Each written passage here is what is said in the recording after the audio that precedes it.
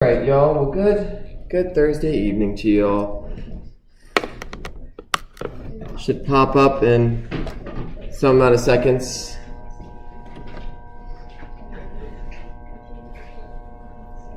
That's not good.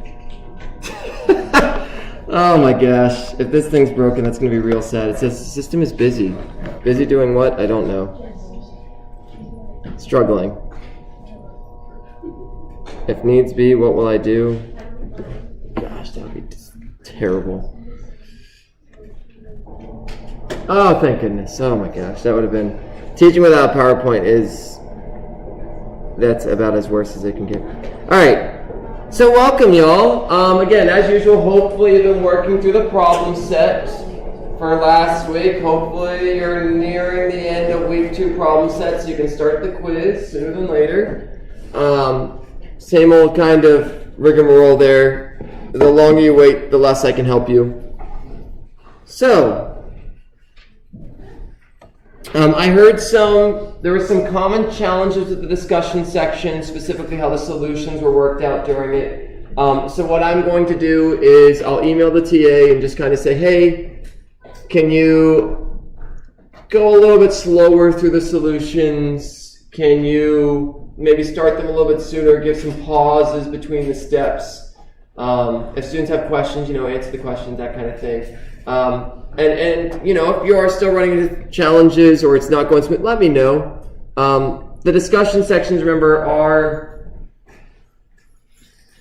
large. Like in some ways, I can work with the TA, so that totally is in my control. The questions that are chosen, those were done collectively across instructors. They are good questions. They do. Some of them have, like this last one, had a bunch of trig steps and stuff like that. There were some good ideas in there. I'll tell you that last one. So the discussion number 2 from this discussion section for this week, that's about 20 to 30% more difficult than you would expect from a free response on the test. Okay?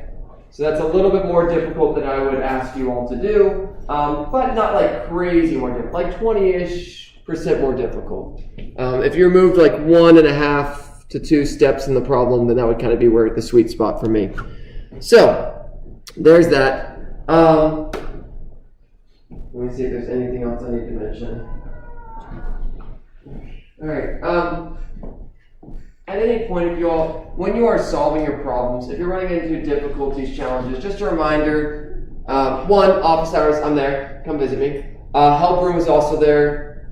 Still haven't served for SARC, I need to just check with them and see if they're doing stuff for 2054. But if, work with other people, all those things. But if you are stumped and you've been banging your head against the wall, a couple strategies. 1, give yourself a break. Like, step away from it for a little bit of time. If you just keep banging your head on the wall, it's just going to hurt your head. And maybe you'll get through it, but just trust me, if you give yourself a break and you look back at it a little bit later, you will very likely have like an aha moment.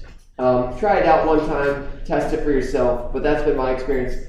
Psychologically, your brain will kind of keep doing some processing in the background. Human brains are weird. So even if you're not consciously thinking about it, somehow, some way, when you visit it again, you will see something that you didn't see before. I don't know why brains do that, but I've just had great experiences personally, and other people have said the same. So that's one strat. Give yourself time. That's why you want to start these things sooner or later. 2, you can send me an email of your work. Send me an email with like a picture of your work. That's going to be the easiest way for me to help you.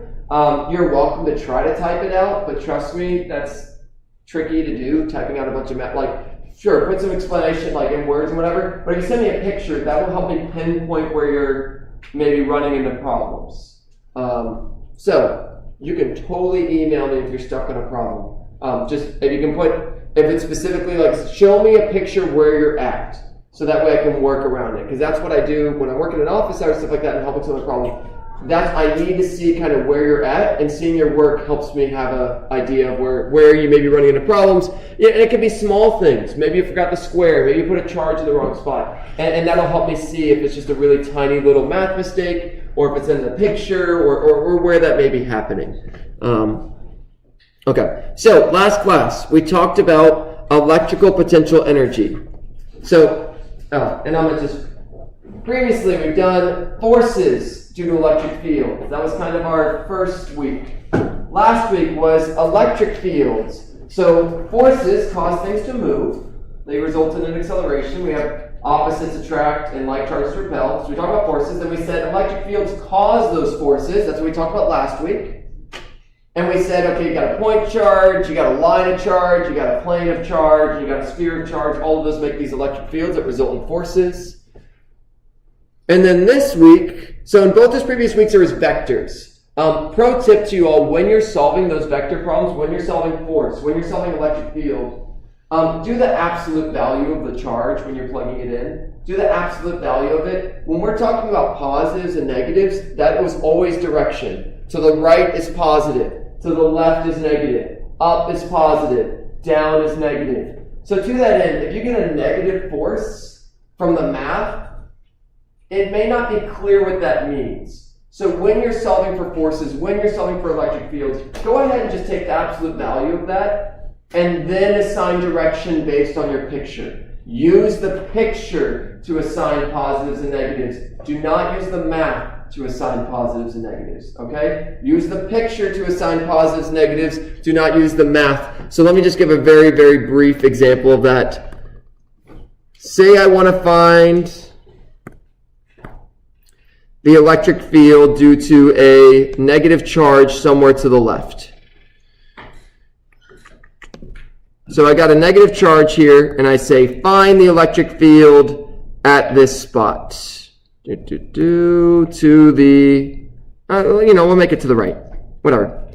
So the electric field, we remember electric fields, they exist everywhere around charges. You don't need something, so the charge makes an electric field everywhere. Electric fields point towards negatives and away from positives. So our picture, great. We know the direction the electric field is going to be from this picture. We know the electric field is going to be a negative because it's to the left. From the picture, it tells us it's negative. If you plug it into the equation, in fact, actually, sorry, I'm going to pick the other side just to make a point.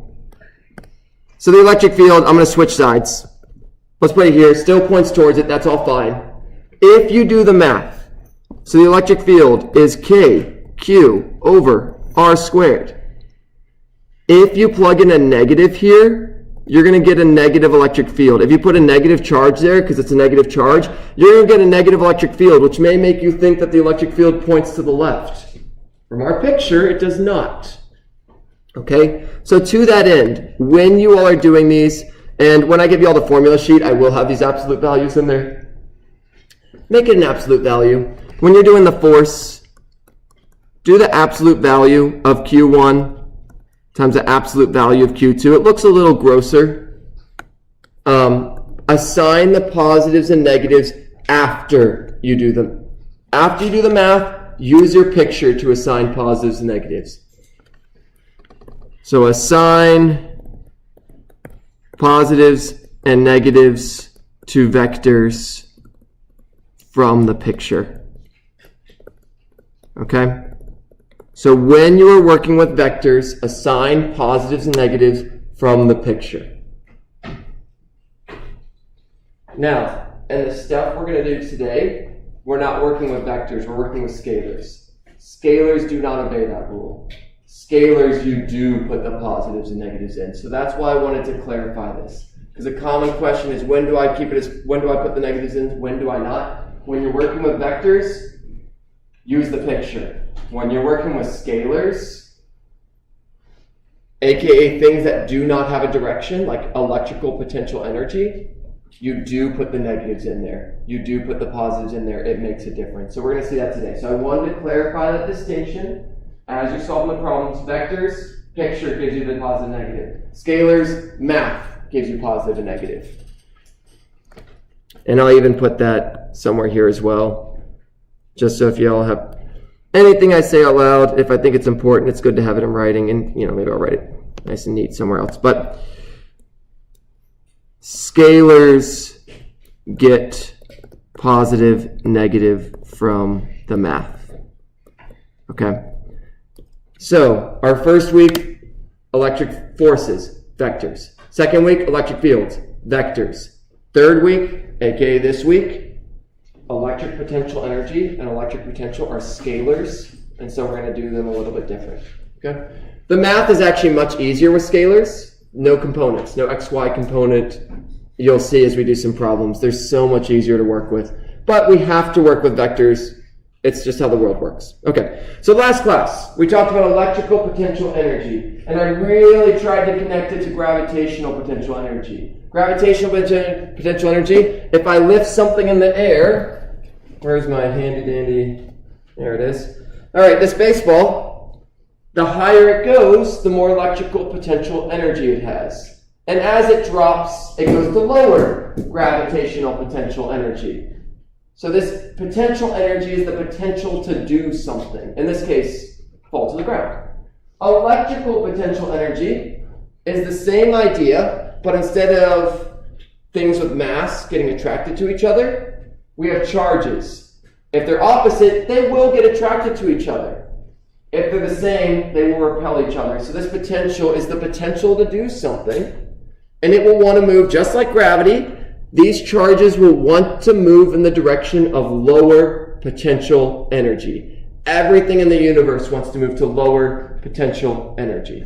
That's just one of the rules of the universe that it kind of can explain anything. So we came up with the equation. We introduced this idea of electric potential energy. It exists. We reminded ourselves that this lets us use conservation of energy. Energy is conserved. What you start with is what you end with. And then I introduced the equation for if you had two charges, the electrical potential energy those two charges have is K, Q1, Q2 over R. Just R, not R squared. Just R. Again, these equations are going to all start to blend together because there's just always one tiny little difference between them. You can see here force had the squared, this one, potential energy does not. The symbol for potential energy is U. The symbol for electric potential energy is U. Anytime you have potential energy, it's U. We put a little E next to it for electric potential energy. Today, I'm going to teach you all about something called electrical potential, which is literally just the same, but without the word energy at the end, and it's going to be V. And the really fun thing is electric potential energy and electric potential are two different things. And I'm going to try to repeat that 10 times today at least to make certain we do not mix up electric potential energy. Electric potential energy is U. If you see the word energy, electric potential energy, UE. Okay? If you see electric potential energy, it's U. Again, really going to try to, because it's so easy to mix up these variables because they're literally just one word different. Okay? I didn't make up the word. Someone else did. So, okay, last class we had two charges. I'm going to kind of quickly go, so conservative force, not too worried about that. It is a conservative force. Okay, this looks disgusting. I do not need you to know this equation, so don't freak out. You do not need to write this down. All this equation says is if I have a bunch of charges and I want to find the total energy of the system, what I am basically doing, find the energy to bring one charge to that spot. Find the energy to bring another charge to the spot. Find the energy to bring another charge to that spot. Find the energy to bring another charge to that spot. And if you just add up all those energies, that's the energy of the system. Okay? The energy, and how do we get that energy? It's work done. The change of potential energy is the work done. So the work to bring one charge there, plus the work to bring another charge there, plus the work to bring another charge there, plus the work to bring another charge there. Add up all those works, and you get the energy of the system. Sounds really complicated, really fancy. Don't stress this too much. We'll talk about it a little bit, but it's not a huge deal. It's not something, to be honest, it's not going to show up like two charges. Yes, I'm not going to give you all a question with more than one, but I do want to spend a little bit of time on it. This is just to show you all kind of the idea here. If I have two charges, both positive, what happens to the net potential energy if I bring in a third charge to find an equilateral triangle?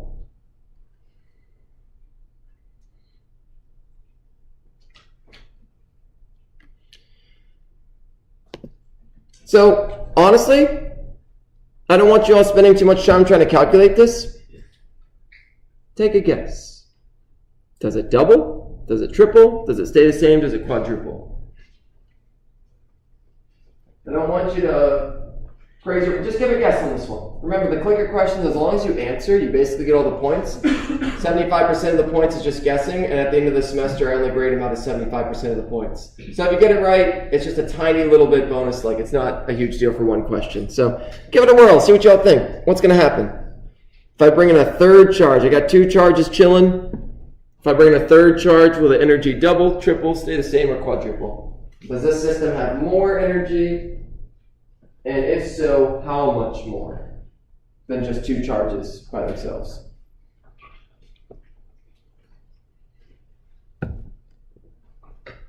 We'll go to 115, so 20 more seconds.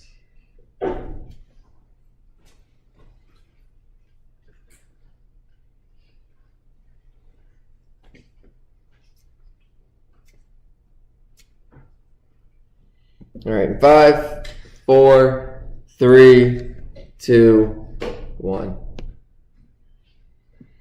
Okay, so how do we solve this? Well, let us first find what would the energy be if I just had 2 charges. Thankfully, this is very simple. We have an equation for the energy due to just 2 charges.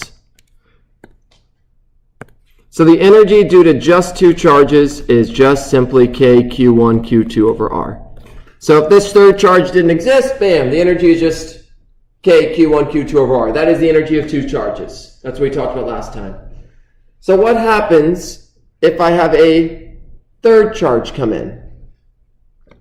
So what's going to happen is this charge is going to be fighting both of the other ones.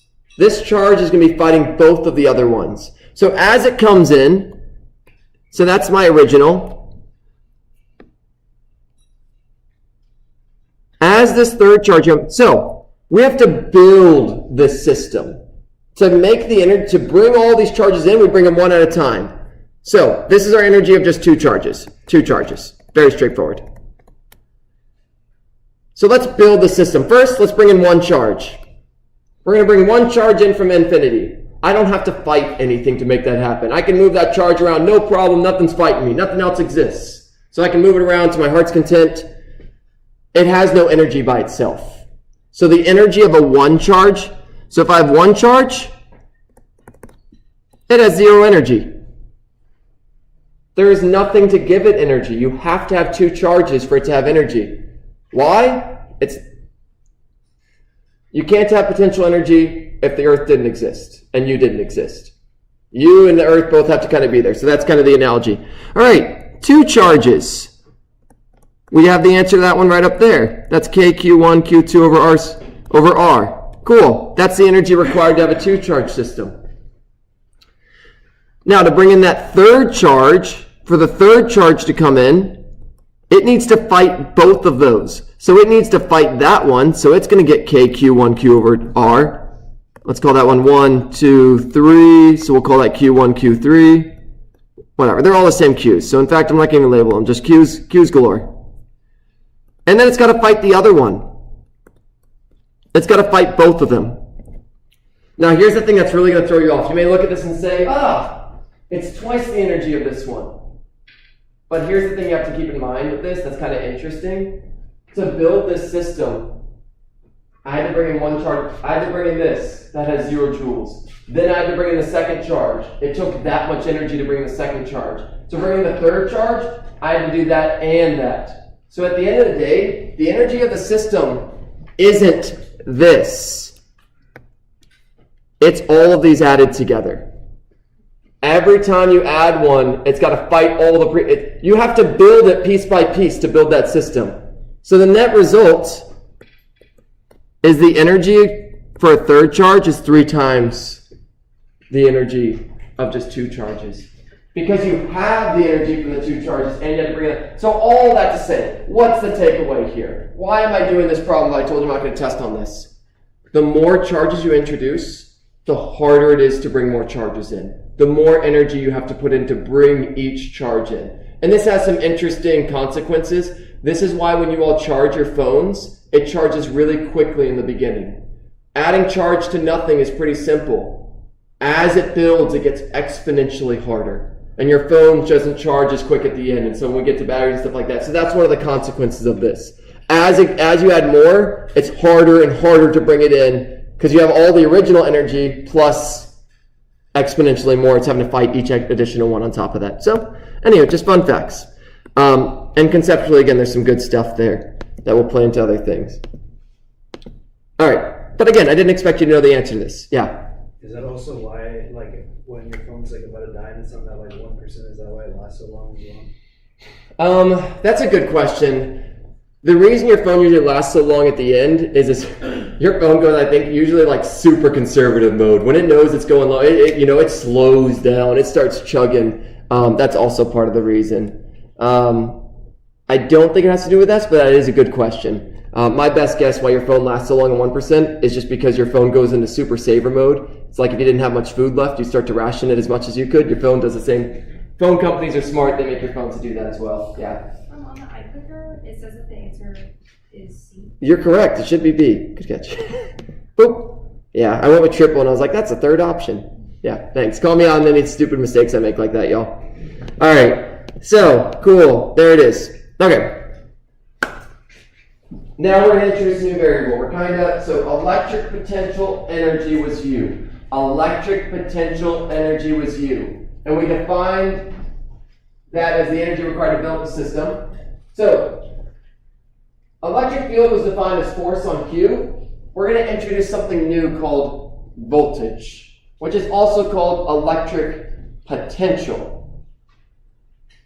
Electric potential. No energy. No, there's not the word energy after it. Electric, just electric potential. So this V that we're going to introduce and talk about is called electric potential. This U is electric potential energy. It seems like a silly distinction, but I can almost guarantee you will mix those up at some point in this class because they're literally one word different. I don't make up the words, I just teach them. Now, we do, to help with this confusion, we also call this V voltage, but both names are correct. So again, we're going to see that in a second. But I want to say that as many times today as I can to avoid as much heartache as possible. Electric potential energy is U, electric potential is V. My next slide has a much nicer definition for electric potential, but I just want to mention that now. So I'll spend more time talking about it here. Electric potential is the work done per unit charge to move a unit of charge 1 coulomb to a new position without producing the acceleration. Okay, that's a whole bunch of words. I'm going to try to explain it in different ways than that. That is kind of the formal definition with all the jargon. The work done per unit charge. So work with the change in energy. If you just divide that by Q, that's per unit charge. So that's where that kind of comes into play. Without changing it, the symbol is V. The variable for it is V. The unit for it is volts. So it's one of those weird things with a variable and the unit is the exact same. The unit is volts. This is a word that you have probably seen before. Your battery says 3 volts, 1.5 volts. Your car battery is 12 volts. The wall outlets spit out 120 volts. So we're going to talk about that. And then here's the equations for them. And it's very simple to show where this came from. So this is the equation for a single point charge. Very easy for me to show this to you, where this equation came from.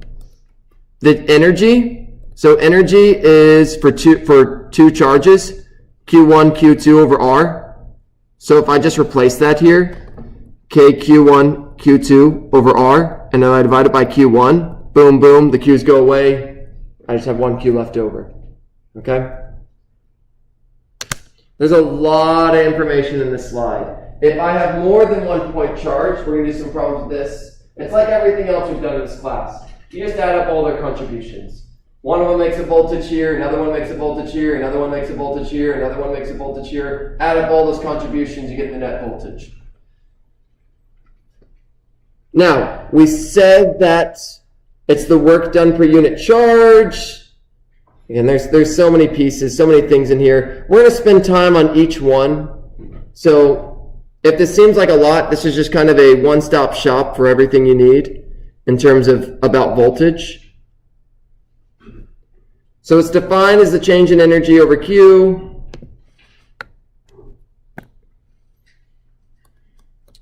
And this here, electric field times D. If we also just remember, so U was force, the change in potential energy was work, which is force times distance, which equaled EQ times distance. So if we want to get V equals U over Q equals EQD over Q. Q's cancel. Okay, that's just a bunch of derivations. You don't need to know the derivations. You do need to know this.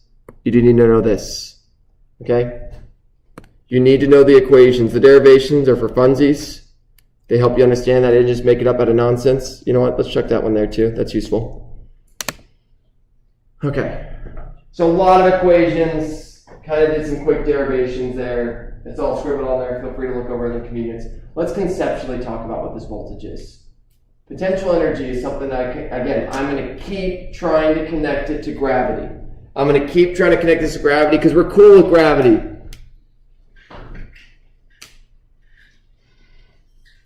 The Earth makes a gravitational potential everywhere. The Earth makes a gravitational potential everywhere. Everywhere around the Earth, everywhere in this room, everywhere is this gravitational potential. How does something get gravitational potential energy? You just put it in that potential. Bam, my baseball has gravitational potential energy. Why? The Earth makes a gravitational potential. This has mass. You just put something with mass in a gravitational potential, you get gravitational potential energy. You cannot have energy unless something's there. You can have the potential for something to have energy, but until you put something there, it doesn't have energy. There's no energy in it. So again, let's draw kind of a quick slide real quick. Draw some stuff here, because conceptually, voltage is a really weird idea that people struggle with. Energy, you spend a lot of time with it, and you're kind of cool with it. Maybe not. So, in Physics 1, you learned that gravitational potential energy was mgh. You have mass, you have gravity, and you have how high up you are. What I'm going to propose to you all, this doesn't actually exist. Maybe it does. It's generally not taught. Let's call this thing right here gravitational potential. Not potential energy, gravitational potential. Something is making that gravity. In the case of every problem you did in Physics 1, it was the Earth. The Earth makes this gravity. The farther away you get from it, the more it kind of increase, the gravity doesn't increase, but the higher up you go, the farther you can fall. So the higher up you go, and the stronger the gravity, the more potential you store up. But something doesn't get potential energy until you put something there. Until you put something with mass up there, there is no energy. You have to have an object for that object to have the energy. The Earth makes the potential, you put an object there, it experiences that and therefore has energy. Energy to do something, to fall. If there is no object, nothing can fall. You have no energy, you can't do anything. Now I put something up there and I have the potential, I can use that object to do something. What I propose to you all is that this gravitational potential we talked about is the same idea. This this electric potential energy, it's the same idea.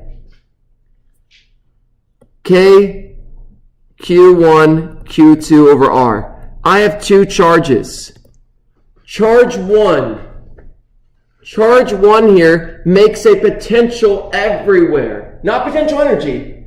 It makes a potential everywhere. When I place a second object in it, you know what? Let's write it this way first. Charge 1 makes this V. That's that potential. It makes it everywhere. We'll call this one charge 1. It really doesn't matter. Charge 1 makes a voltage everywhere. At this point, there's a voltage. There's a potential. At this point, there's a potential. At this point, there's a potential. There's a potential everywhere. How do I actually get energy? I take another charge and put it there. I take a charge and I put it right here. Anywhere, it doesn't matter where. The second I put another charge there, that charge gets energy from the potential. From that potential that exists everywhere, you put something there, and bam, we get that potential energy we talked about before. It gets a potential from the first charge, and by putting that second charge there, it gets energy from that. Okay? So think of the potential as the potential for energy. You don't get the energy until you put something there, something with charge. Okay? And what is potential energy? It's the potential to do something. Think of your all's battery. It's got this voltage associated with it. There's a potential, and we can use that. We can move charges to do things. Turn on lights, turn on fans. There's energy stored in that battery that you can then use for functional tasks. If we think of gravity, an example of that is building up a bunch of water behind a dam. We've built up a bunch of energy. What can we do with that energy? We can let that water flow and knock people over, or run a turbine, or do stuff with it. Potential energy is just a stored energy, but to make a stored energy, something has to be making a potential for then something with mass to go in, or in the case of electric field, something with charge to go in. Okay, if you do not understand that conceptually, that's okay. You can often do the math in this class without understanding it conceptually. But if I can get you to understand it conceptually, one, you'll remember it better. Two, it'll also just work easy, like the math will be easier. If you understand the concept, the math is easier. You can still do the math even if you don't, though. But, chew on this, think about this a little bit, ask me questions later, ask each other questions. I'm purposely spending a lot of time on this because we're going to see voltage for the next 5 weeks, like a lot. Voltage is going to come into play a lot because it's important. Batteries and all that good stuff. Okay, so there you go. Again, that's the same equation I had before. Nothing fancy. The potential a charge makes everywhere. If I want to find the potential some distance from a charge, bam, there's the equation. There's a charge, there's a distance from the charge, plug and chug. Here's what that potential kind of looks like. It's the strongest when you're close by, so the equation for that potential was KQ over R. So when R is small, V is big. When R is big, V is small. Now, this distance,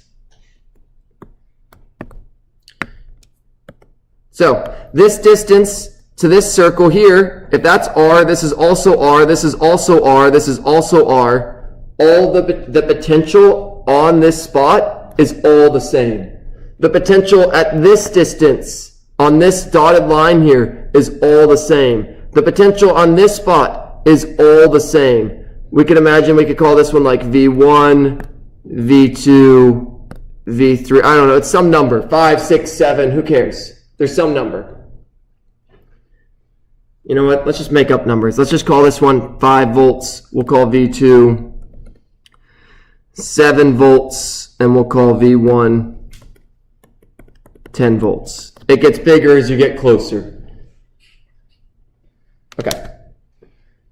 These equipotentials are just good to know. You can almost think of it like a mountain. You can see a picture here, what it looks like in 3 dimensions. But the idea here is it's all based on the distance from the charge. And so anywhere on that circle is the same distance. Anywhere on this blue circle is the same distance. Anywhere on this green circle is the same distance. So the potential is the same in all of those circles. It's making a potential everywhere as seen by this. And kind of the cool thing about this picture is it kind of, well, I was going to say, if you want to see what would happen, if we put like a positive charge here, you can almost think of it like rolling down that hill. Because that's what it'll do. The really weird thing, a positive charge would roll down the hill. A negative charge is going to roll up the hill. We'll get to that. Don't stress that too much. In fact, I'm going to erase this so we don't get too confused right now. But that's another useful thing for that. Okay. All right. Let's practice the equation, y'all. What is the electric potential at a point that is 5 meters away from a 3 nanocoulomb charge? No math here. It's just literally, can you plug the things into the right spot? Just practicing using that equation. Is the answer A, K times 3e to the minus 9 divided by 5? Is the answer negative K, 3e to the minus 9 divided by 5? Or is the answer K, 3e to the minus 9 divided by 5 squared?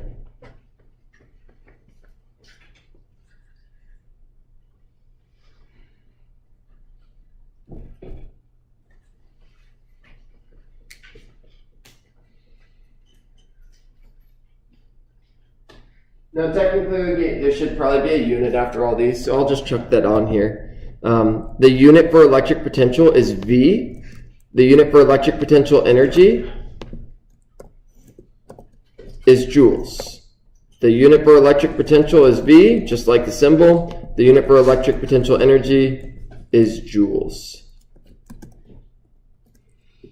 All right, we're not going to go too long on this. We'll go to 120, give you all 13 more seconds, 12 more seconds. It is just a straight plug and chug situation. No math. Or I say chug, just plug, just the plug part. Okay, and 5, 4, 3, 2, 1. All right, so V equals KQ over R. There's my Q. 3 nanocoulombs, there's my R. Plug them on in, we get K, 3e to the minus 9 divided by 5, which is the first one. And the unit is volts. Okay. Now what I'm going to do is copy and paste this slide and change one thing. What is the electric potential at a point that is 5 meters away from a negative 3 nanocoulomb charge? Answers are all the same, or the answer choices. Is it K 3 minus 9 divided by 5? Is it negative K 3 minus 9 divided by 5? Or is it K 3 minus 9 divided by 5 squared?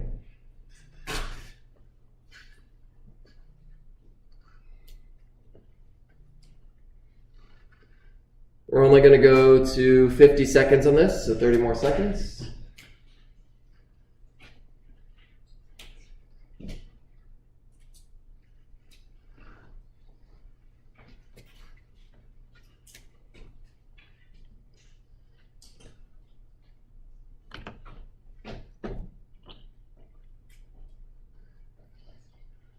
Oh, good. I am seeing mixed responses.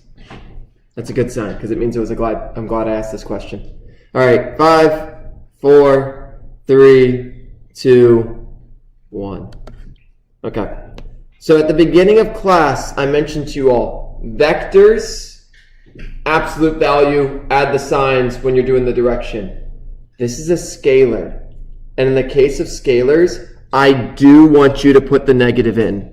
In the case of scalars, I do want you to put the negative in. So that means this problem is going to be K negative 3 e to the minus 9 divided by 5. The reason you put the negative here, there's no picture to tell you direction. It's not a vector. The negative, you can have a negative voltage. You can have a negative voltage. You can have, in fact, here's the negative voltage right here. Negative charges make negative voltages. The weird thing here, that kind of goes against what you learned with the gravity stuff. Again, you didn't necessarily learn about gravitational potential. There is no negative mass. So you never had, you actually could have had negative potential energy in physics 1. Easy way to do that? If I set my height as 0 and I jump into a well, my height is negative. I'm going down. So you could have a negative potential energy. Again, this is not potential energy, this is potential. You can have negative potential energy, therefore you can have negative voltage, negative electric potential. You can have negative electric potential energy, you can have negative electric potential. That negative just means that it is a smaller value, and it will mean things when we do math. So we're going to see that in just a couple problems. Like the negative means it's a lower value, and it has consequences when we think about what things do. Now, I will say, and I'll mention this a few times as well, whenever we're talking about potential energy, whenever we're talking about electric potential energy or electric potential, the number itself, and this is going to sound really weird, doesn't mean much unless you have a reference point. It's like height. How high, so I mentioned this last class, how high up are you right now? The answer depends. Am I measuring it to the floor? Am I measuring it to the ceiling? Am I measuring it to the center of the earth?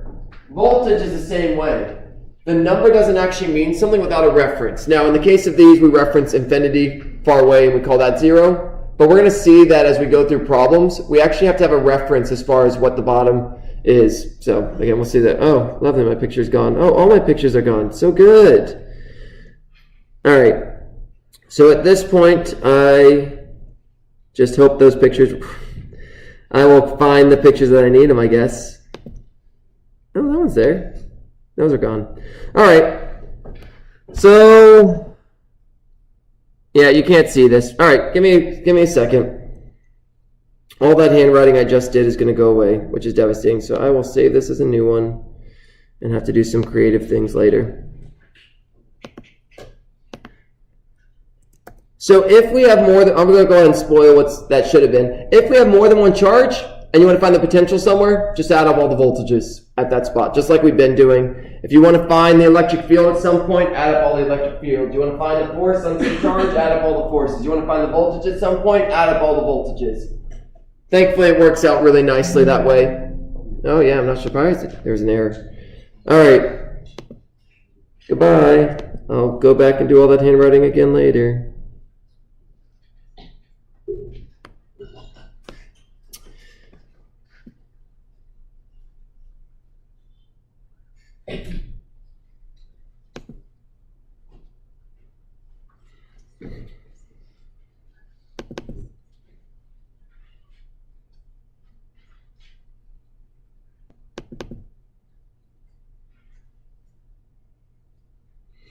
All right, so the equation was just literally a sum of, and so we're going to practice a few problems like that. And that's really going to be a lot of the rest of class today, is just talking about, hey, how do we find this voltage due to a bunch of different things?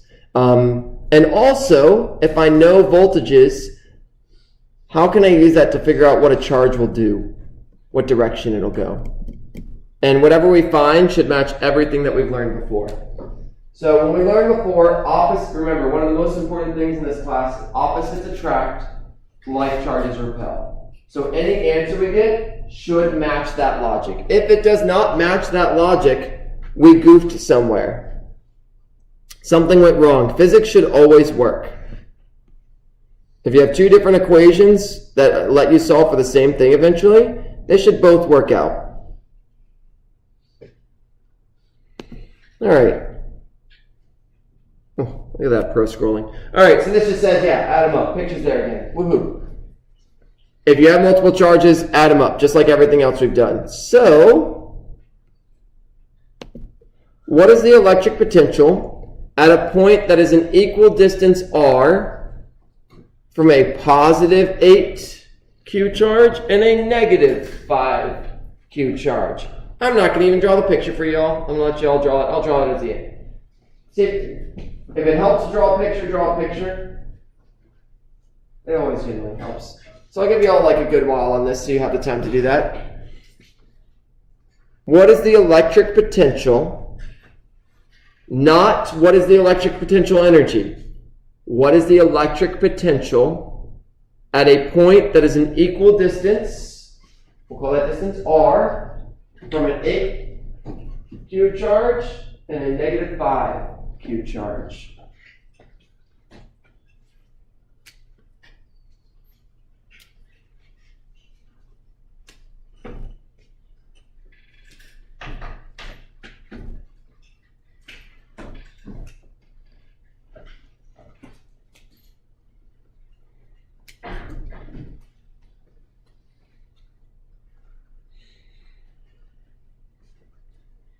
All right, we'll go to 130.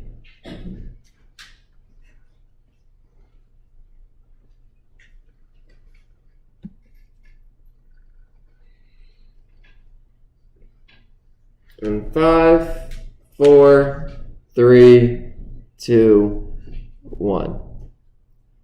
Now, what's cool about this problem is there were so many pictures you could draw that would all be correct. So I'll draw a few examples of what those pictures could be. You had more than one option. So my positive 8Q charge, we're going to place that guy there. Really doesn't matter where I placed him. 8Q.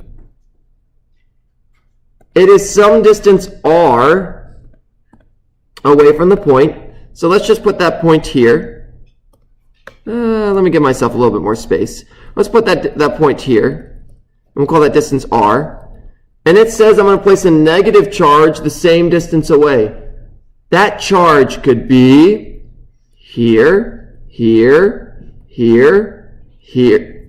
Nope, not there. Here, here. As long as the distance is r, any of those is correct.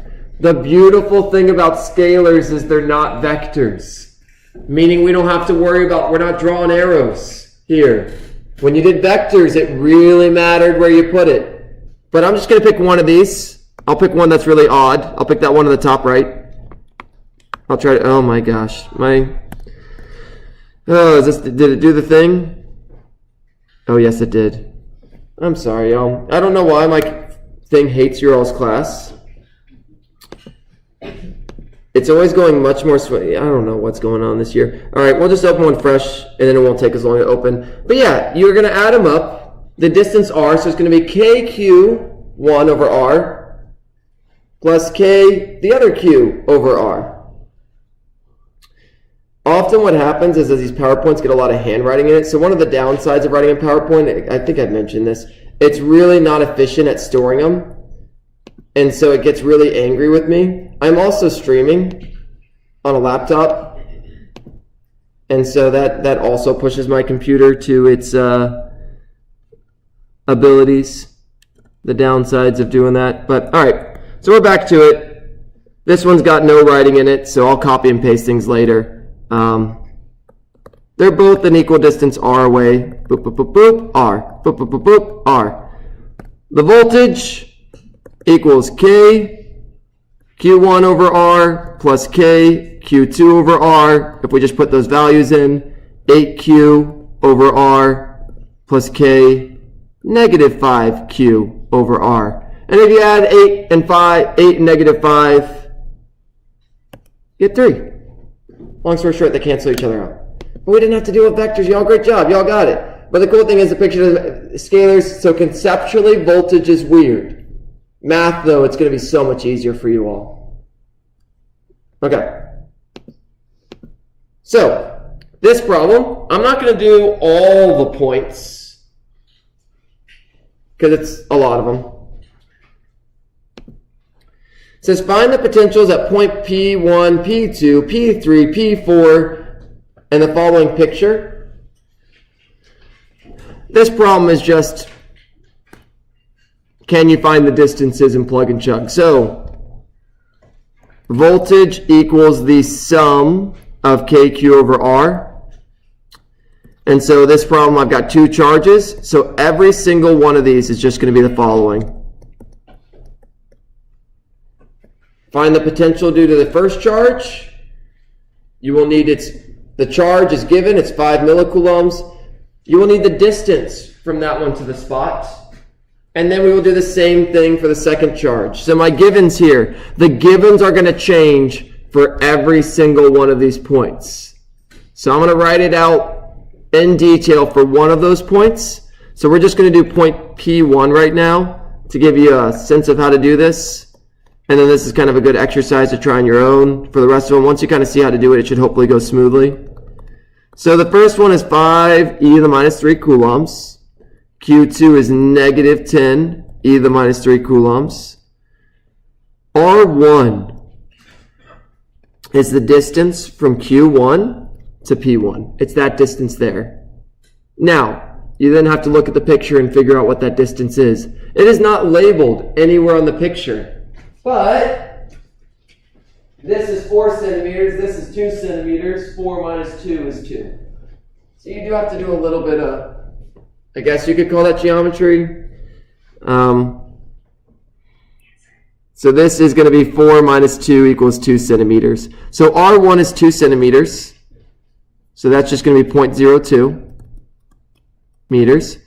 And then R2 is going to be that one. Same thing. We got to do just a little bit of, spend 10 seconds, see if you can figure out what R2 is. I'm going to zoom in on it. I didn't like that I wanted to zoom in on it. It'll pop back up in just a second. There it is. See if y'all can figure out what R2 is from that picture. I tried to zoom in a bit so you can see it hopefully a little bit easier. Let's zoom in a lot.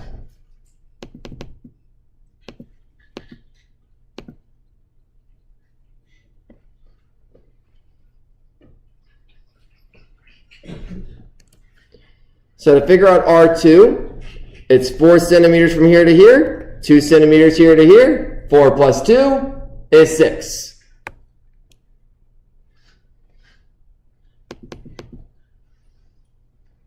And that's all you got to do here to figure out R2. Equals 0.06 meters, 6 centimeters.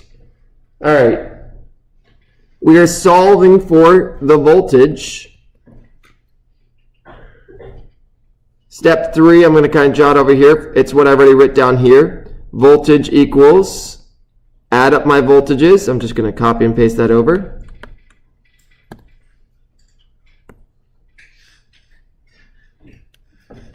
And then it's just plug and chug, y'all. This one you do have to do math. The numbers aren't, the final answer is a numerical answer. But it's not the worst thing in the world. Again, there's no vectors. So I'm going to pull, I'll put it here, 9e9 times 5e to the minus 3 divided by 0.02. I definitely do not have room to write all this down.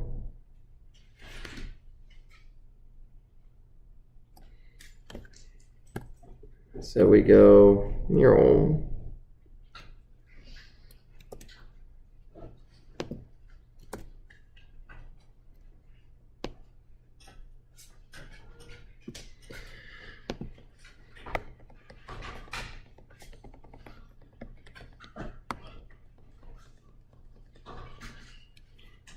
okay, so 4v equals, try plugging in. It's always, the more your calculator use you get, the better you are at it. Also, you can check if I make a silly mistake.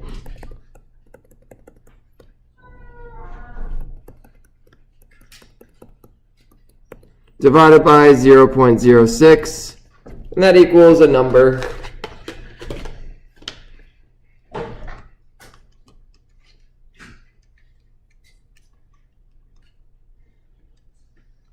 Make certain you put that negative. If you don't, that is going to ruin your day.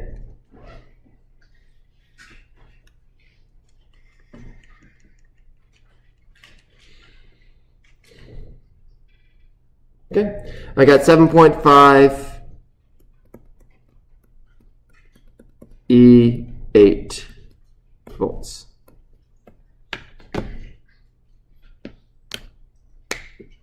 All right. Hopefully someone can tell me that that's looking good. All right, I got at least 8 nods. So again, that's a good check.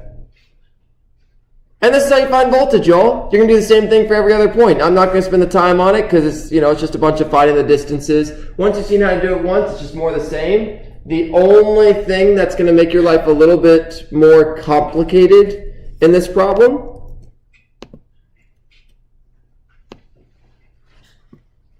is when you solve P4, when you solve P3, you're going to have to do a triangle. You're going to have to do, you're going to have to find, this will be R1, this will be R2. You're going to have to find those lengths. But that's pretty much it. That's it. That's the only thing that makes this harder, is finding the hypotenuse of a triangle. But voltages are so nice to work with. So much better than vectors. No components, all that jazz. It's a good time. Okay. Any questions on that? Yeah. So you only solved for point 1? I only found point 1. Yep. And then try out the other ones using the same process. Because it's the same process again and again and again. And the hard part to these problems is always figuring out the process. So once I've shown you once, hopefully try it out. See if you can figure out the others. Reach out to me if you're stumped. Okay. So great. That's how you find the voltage. Remember previously, so this is going to be a bit of a throwback. We're going to find an equation that I haven't necessarily talked too much about up to this point. So that's why I do want to try this one. Membrane walls of living cells have surprisingly large electric fields across them due to separations of ions. What is the voltage across a 10 nanometer thick membrane if the electric field strength across it is 7.0 megavolts per meter? You may assume a uniform electric field. Okay. I'm not going to draw a picture here because honestly it's not going to help us too much. Feel free to if you want to. But we don't need one. What we're just going to do here is we're going to write the givens. We have some distance. It's going to be 10 nanometers equals 10 e to the minus 9 meters. We have an electric field strength, 7.0 megavolts per meters. Megavolts, mega is e to the 6. That's just the unit conversion for mega.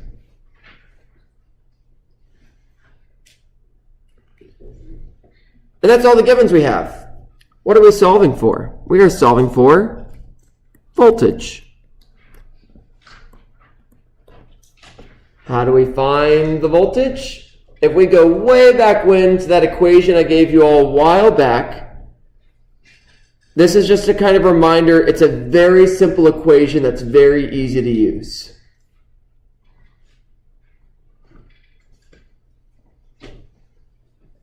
Voltage equals electric field times distance. That's it. Voltage equals electric field times distance. Now, technically, there's a cosine angle there. So voltage, but for your all's case, it really just boils down to this. It is literally this easy. So this problem is just to tell us, hey, this equation exists. If you have the electric field and you have the distance, you can find voltage. If you have the voltage and you have the distance, you want to find the electric field, you can also do that. Now, technically, it's a change in voltage. I should clarify that. Remember I told you all that this voltage is all relative, like height? The only way something moves from one location to another is if there's a different voltage there. Example of that, gravity. The only reason things fall is if there's a change in height. My baseball is not going to start rolling left to right on my table because there's no change in height on this table. How do I change that? I rotate it. Now there's a change in height on the table, and it will roll away. I appreciate it. Oh, it's getting away. Thank you. So, if there is a change in voltage, there is an electric field that will cause things to move. We're going to get lots of practice with that as well. But for now, I just wanted to remind you all that this equation existed. And we'll spend more time kind of chatting about it. Oh, this is real nice. Oh, did I write something wrong? Yep. Okay, so you can plug this in your calculator. 7e6 times 10e minus 9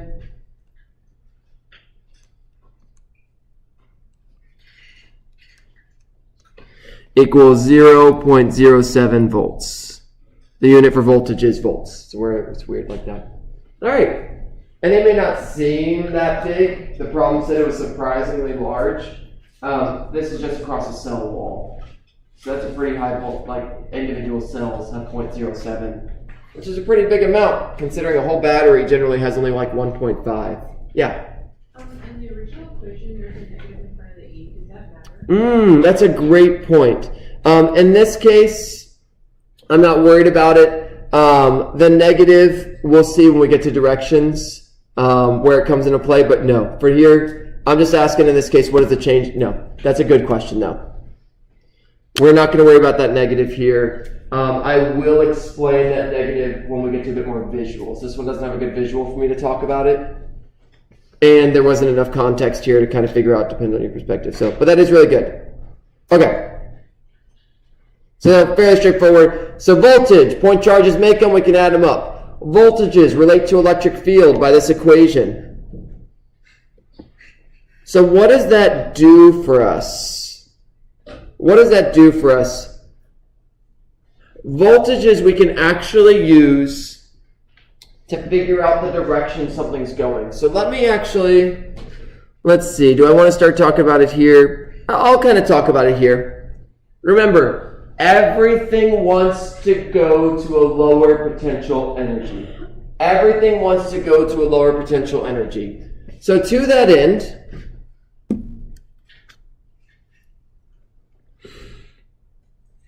let's go ahead and actually jump to one of those equations. Not going to worry about this. We'll come back to that. Not going to worry about that. We'll come back to that. I want to sit in this for a little bit. Everything wants to go to lower potential energy. So if I put a proton at 0 volts, the question to you is, which way will it move? Will it move up to positive 50 volts, or will it move down to negative 50 volts? And will it move, and it's even more complicated than that, will it move upward with a steady velocity? Will it move upward with an increasing velocity? Will it move downward with a steady velocity? Will it move downward with an increasing velocity? There's two things here. One, which way will it move? And one, will it go at a constant speed, or will it get faster and faster and faster?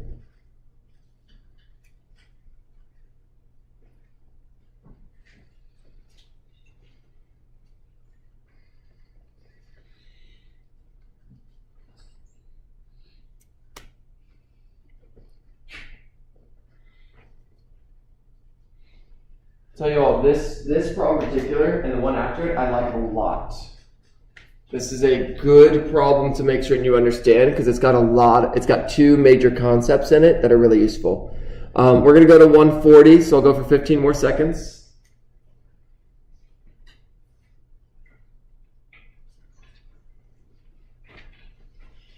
All right, and we'll close it out in 5, 4, 3, 2, 1.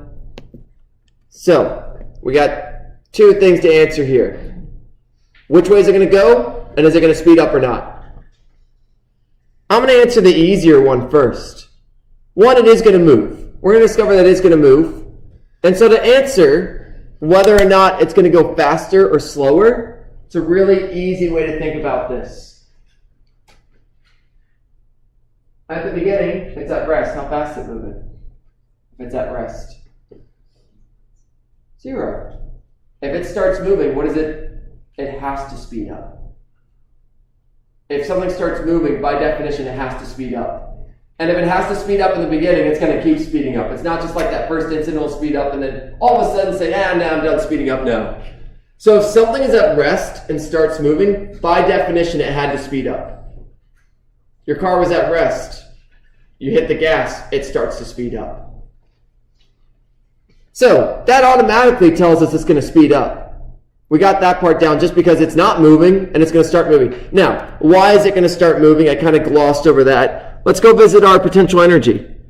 Our potential energy, so the energy at some spot is Q times V. That's an equation I introduced before. The potential energy, take your charge, multiply the voltage it's at, bam, you get your energy. So my starting energy here is 0. And here, let me make that more clear for you all. It's the charge of a proton times 0 volts. It's 0. 0 joules. This is energy, not volt. If I multiply the charge by the voltage, it's got 0 energy right now. Let's go ahead and look at the energy up here. The energy at this spot, at positive 50, is the charge of a proton times positive 50. I am not actually worried what that number is. What am I worried about? That's a positive number. Okay? Let's look at the bottom one. What's my energy down here? It's my charge of my proton times negative 50. Again, I don't actually care what the number is here. I just care it's negative. So why does all this matter? Things always go to lower potential energy.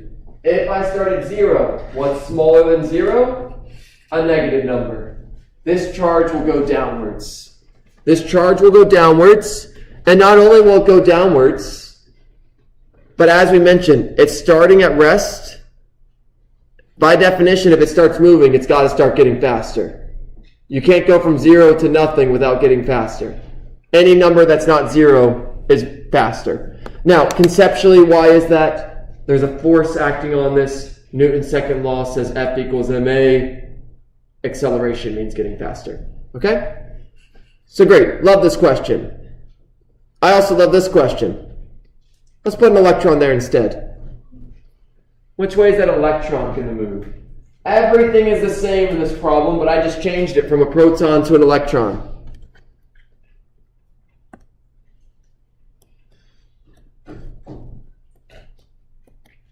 So we put an electron at that spot. Everything I just told you is still true.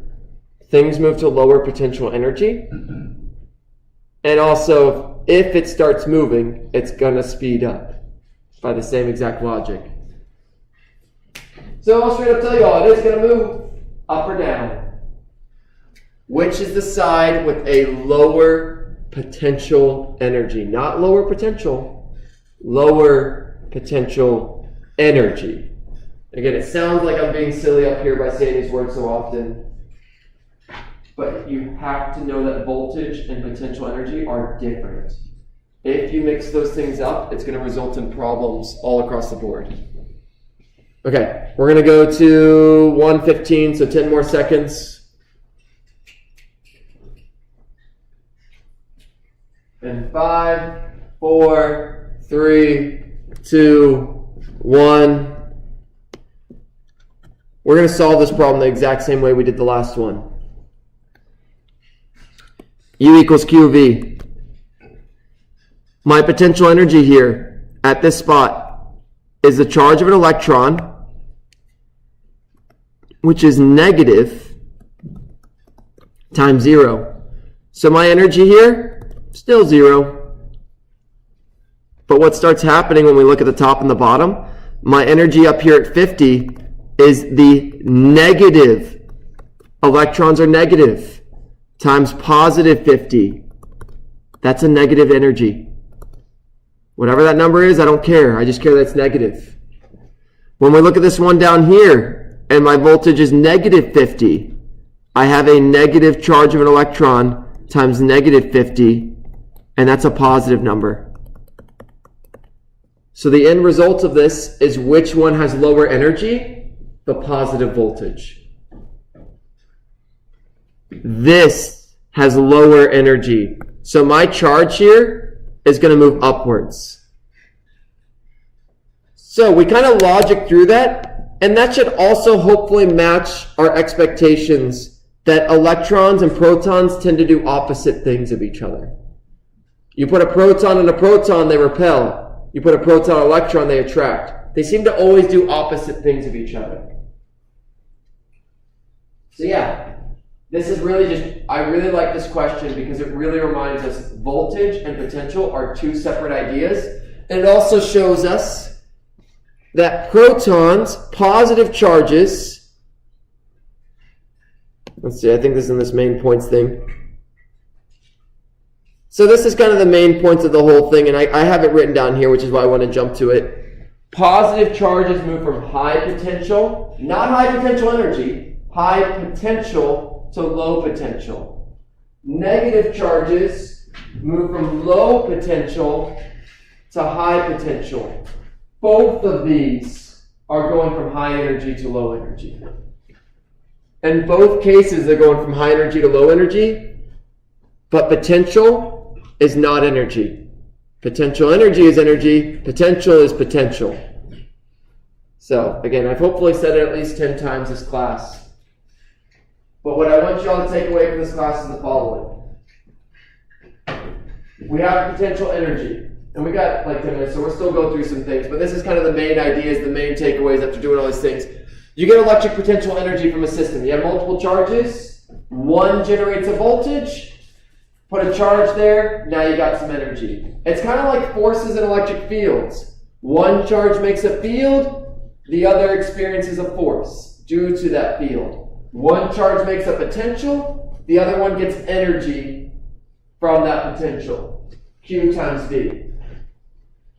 The equation for the potential that a charge makes is KQ over R. And again, you can see kind of that idea here. Charges generate potential, they have potential energy when you put it in a potential. and what direction they move here.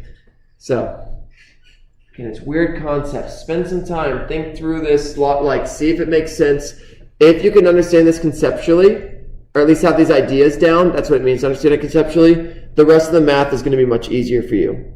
All right, so let me kind of peruse around and see what else I want to talk about with our last 10 minutes, what I want to prioritize. We got a few things. This is always good. I'll do this real quick. Anytime I give you all an equation, I've mentioned this before, it's always good to know what happens when a variable changes in that equation. So here in this problem, it says I have a charge that is a distance r from point P. Where should I go? So my charge stays fixed. What point should I choose instead? Where should it be located so that my potential doubles? Should I move? So I will draw a picture for this for you all. So here's my charge. Here's my point P, some distance r away.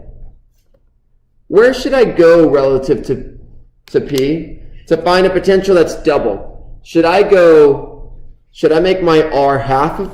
Should I double my r? Should I fourth my r? Should I go 4 times? Or is it absolutely impossible to find a potential that's double what I have here? Where should I go to get twice the potential? To get to a spot that has twice the potential. Not potential energy, twice the potential. There's only one charge here.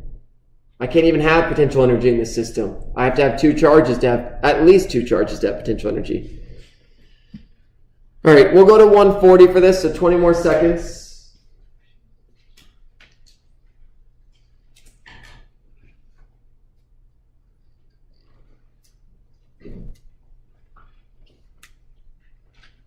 Five, 4, 3, 2, 1, and close.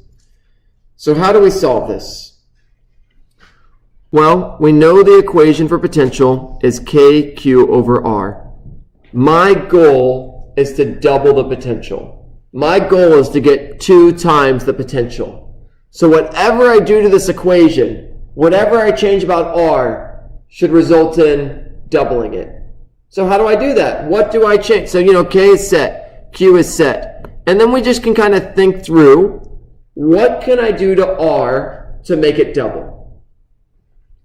If I double R down here, if I divide by a bigger number, I get a smaller number. So that ain't going to work. If I divide by a bigger number, I get a smaller number.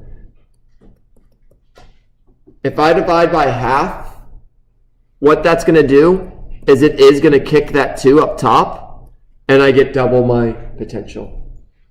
Okay? So anytime you have a number on the bottom, dividing by a smaller number gives you a bigger number. Dividing by a bigger number gives you a smaller number.